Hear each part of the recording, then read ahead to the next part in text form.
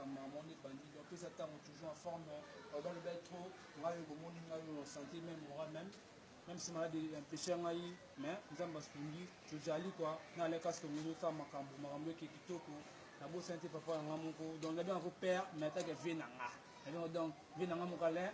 donc tu vois salam maman chote pigeon na Londres talaka ka ibame nzambe to leki kitoko bope mangonde na bino kwa donc musande salement vous les bêtes qui mambula mambe ba ki mamuke manyo ka normal bana mabayaki ni da aka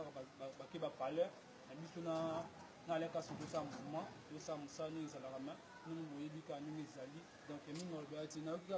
ka munguna mo nga zonga groupe na ngana autoriser ngo tsenga na boya ngo mabe ave soki yo sola na bisa munguna nga limite magwambi nga boyi fo so ka ye akuta na ngai azali bande apesa tango po ayaki asaki ba ventile meza ete donc biso to ba misa ya ko commander mutu mo donc azali ska azali to ameka kuta magwambi na azali na mo ma forme mo na no makamuneza ko donc mingo beati na bo santé vena ngamoko shala ko piana malu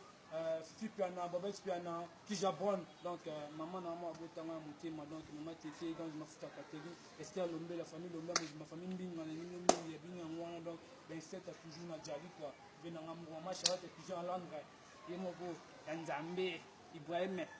I love vous so much donc je vous aime beaucoup vraiment bon foot merci ciao.